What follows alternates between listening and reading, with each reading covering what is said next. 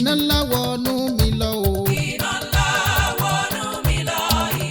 ojú lásán kọ́ o pẹ̀lú àwẹ̀ àti àdúrà ni èyí ló mú kí ẹbí Dágundúró kéde àwẹ̀ àti àdúrà ọlọ́jọ́ 21 tó máa ń wáyé lọ́dọọdún tọdún yìí á bẹ̀rẹ̀ lọ́jọ́ kìíní títí di ọjọ́ 21 oṣù kọkànlá ọdún 2015 aago 6 ìrọ̀lẹ́ sí aago 7 ìrọ̀lẹ́ ńlàdúrà máa wáyé lójoojúmọ́ ọjọ́ 21 ńláṣekágbá pẹ̀lú àdúrà wákàtí 12 láti aago 6 ìdájí títí di aago 6 ìrọ̀lẹ́ ní gbọ̀ngàn ilé ìjọsìn Dágundúró tó wà ní nọ́mbà 8001 suite A and B South Keku Road Eastern Texas. àwẹ̀ àtàdúrà ọlọ́jọ́ 21 àlàyé lẹ́kùnrẹ́rẹ́ ti gbọ́ ẹ̀yin ọmọ Ọlọ́run lórí òkè Dágundúró ẹ wá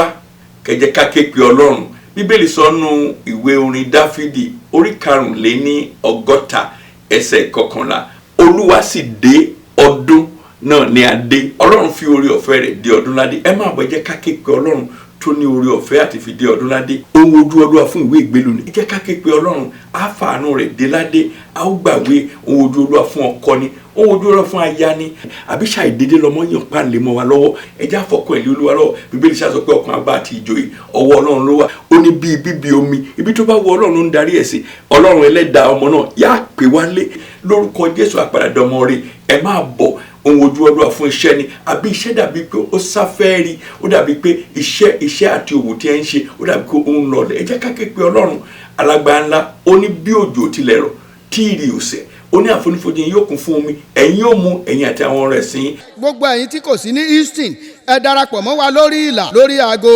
641-715-3650 pin number 60908 a ti ṣe ìwé àdúrà pàtàkì tí ó ní ìlò sáàmù àti 350 oríkì Ọlọ́run nínú tí yóò ràn wá lọ́wọ́ nínú àdúrà pàtàkì yìí. ẹ máa bọ̀ ẹ̀yin ọmọ Ọlọ́run láàrin àkókò àwẹ̀ àti àdúrà ọlọ́jọ́ 21 ká ké pe Ọlọ́run fún oore ọ̀fẹ́ tí ó fi dé ọdún ìlàdé wọnú ọdún tuntun 2016 lágbára Ọlọ́run Kristi ni Olúwa ẹ wá bá pàdé.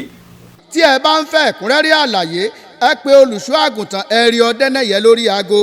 713-231-3278. ètò àdúrà yìí ni a gbé kalẹ̀ láti ọwọ́ ìránṣẹ́ Ọlọ́run Ẹ̀rí Ọdẹ́nẹ́yẹ nínú ìdarí ẹ̀mí mímọ́ Dágundúró ètò Harvest Point Ministry Houston Texas ẹ̀rọ ayélujára láti mọ àwọn ibi tí ètò yóò ti máa wáyé ní www.dagunduro.org.